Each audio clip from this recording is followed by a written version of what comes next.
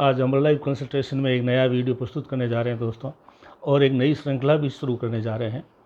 आज पहली श्रृंखला है भारतीय राजनीति में राजपूतों की स्थिति। इसमें पहला आज का श्रृंखला का अंक जो है वो राजा दिनेश सिंह, कालांकाकर रियासत है उत्तर प्रदेश की, वहाँ के राजा थे। और वो पहले व्यक्ति हैं जिनको भारतीय राजनीति में राजपूतों का चाणक्य कहा जा सकता है।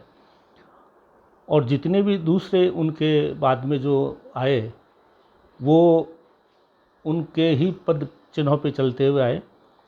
राजा दिनेश सिंह के बारे में बात करना बहुत ही कठिन कार्य है, मुश्किल कार्य है। उनके व्यक्तित्व और कर्तृत्व के ऊपर चर्चा करना भी बहुत मुश्किल है, लेकिन मैं आज कोशिश कर रहा हूँ कि विशेषकर ये वीडियो युवा पीढ़ी के लिए है, जिनको मैं बताना चाहता हूँ कि राजपूत समाज के अंदर कैसे कैसे महान व्यक्तित्व हुए जिनकी शायद युवा पीढ़ी को अभी जानकारी नहीं होगी। राजा दिनेश सिंह कालाकांकर करके रियासत है उत्तर प्रदेश में, वहाँ के राजा थे। उन्होंने उनके परिवार ने क्या क्या किया, और भारतीय राजनीति में उन्होंने एक सिंह सिंडिकेट नाम की संस्था बनाई जो गुप्त संस्था थी, सीक्रेट संस्था थी। उस संस्था के कई विद्यार्थी बाद में रहे, पूर्व प्रधानमंत्री वीपी सिंह, चंद्रशेखर, अर्जुन सिंह वगैरह। इनकी चर्चाएं भी हम अगली श्रृंखलाओं में करेंगे, लेकिन पहली श्रृंखला का हक जो है राजा दिनेश सिंह को जाता है दोस्तों। इनका जन्म 1907 में हुआ और 1995 तक इनका जीवन रहा। 1995 में इनका स्वर्गवास हो गया था दोस्तों। इनके पिता थे अवधेश सिंह, जो महात्मा गांधी के और जो साथ में जो कांग्रेस के जो स्थापना हुई उसके संस्थापक सदस्य थे। और 1929 में महात्मा गांधी ने इन्हीं के ही राजमहल में बैठकर पंचायती राज संस्था जो पूरे भारत में बाद में लागू हुई, उन्हीं के घर में ये चर्चा हुई, उन्हीं के घर में ये प्रस्तावना जो है अंतिम रूप दिया गया। ये भी एक बहुत बड़ी बात है। और कालांकाकर के राजा जो थे अवधेश सिंह जी बहुत बड़े राजनीतिज्ञ थे। उनके बाद में उनके पुत्र, जिनकी आज हम चर्चा कर रहे हैं, जिनकी आज ये श्रृंखला है, राजा दिनेश सिंह पहले प्रथम प्रधानमंत्री पंडित जवाहरलाल नेहरू के विदेश सलाहकार के रूप में वो नियुक्त हुए। और उसके बाद में वो जब विदेश मंत्री भी बने वो, तो उनके विदेश मंत्री के कार्यकाल में अंतर्राष्ट्रीय स्तर के ऊपर गुट निरपेक्षता का जो फॉर्मूला था भारत का, उसको लागू करने में राजा दिनेश सिंह की बहुत वाहवाही हुई।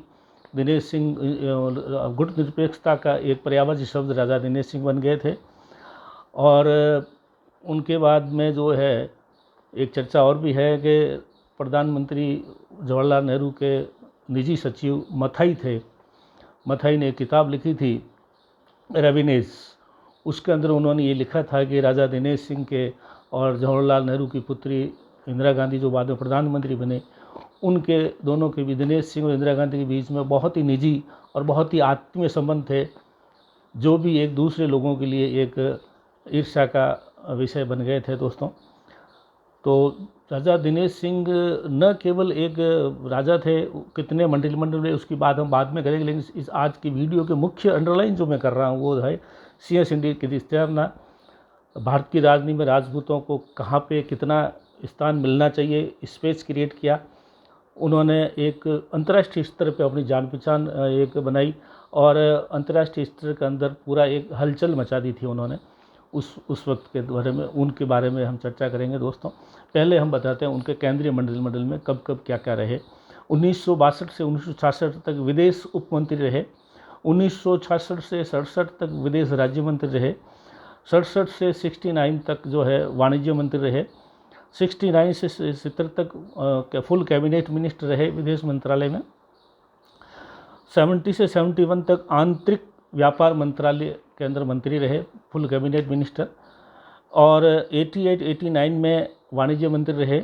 और 93 से 95 तक पुनः फुल कैबिनेट मिनिस्टर रहे विदेश मंत्रालय में, ये उनके थे। 5 दफ़े सांसद रहे। उनकी पुत्री है राजकुमारी रत्ना, जो अभी यूपी प्रतापगढ़ से उन्हीं की सीट पे वहाँ सांसद जीतती है, लगातार जीतती आ रही है। और दूसरी विशेषता ये है कि रत्ना सिंह जो है वो राजस्थान की जो प्रतापगढ़ रियासत है वहाँ की महारानी है। उनकी शादी दिनेश सिंह की पुत्री रत्ना सिंह की शादी राजस्थान के प्रतापगढ़ रियासत के राजा से हो रखी है, तो वो यहाँ की बहू भी है, महारानी भी है। और अभी उनकी विरासत जो है उनकी बेटी रत्ना सिंह ने संभाल रखी है। दोस्तों, एक और विशेष बात मैं अंडरलाइन करना चाहूँगा, बताना चाहूँगा, राजा दिनेश सिंह के चाचा जो थे राजकुमार ब्रजेश सिंह, वो भी बहुत उच्च क्वालिटी के व्यक्तित्व थे। उनके छैल छबीले राजा थे, अंतर्राष्ट्रीय संबंध थे, बहुत बहुत ही उच्च किस्म के वो एक व्यक्ति थे। दोस्तों, एक दफ़े 1966 में अपना इलाज करवाने के लिए रूस गए ब्रजेश सिंह जी। वहाँ पे इलाज के दौरान उनकी मित्रता रूस के तत्कालीन तानाशाह स्टालिन कम्युनिस्ट पार्टी के बहुत बड़े नेता स्टालिन से हुई। स्टालिन की पुत्री स्वेतलाना से उन्होंने वहाँ पे शादी कर ली, और वो स्वेतलाना स्टालिन की पुत्री की शादी यह ब्रजेश सिंह से हुई। दोस्तों, और इस प्रेम कहानी के कारण रूस, अमेरिका और भारत के अंदर बहुत ज़्यादा आपस में रिश्तों में खटास आ गई, बड़ी दिक्कत हो गई थी। तब इनकी शादी और इन रिश्तों की वजह से संसद में लंबा चौड़ा संसद का सदन स्थापित करना पड़ा। इनके विवाह के बारे में, रूस, अमेरिका और भारत के रिश्तों के बारे में लंबी चौड़ी चर्चाएं हुई। खाली एक रिश्ता इस तरह से हो गया था। इसलिए ब्रजेश सिंह क्रांतिकारी विचारों के व्यक्ति भी थे। एक दफ़े अंग्रेज़ों ने उनको काला पानी की सज़ा दे दी थी। काला पानी की सज़ा के दौरान उनको बाहर भेज रहे थे, अंडमान निकोबार, जहाँ काला पानी की सज़ा दी जाती थी।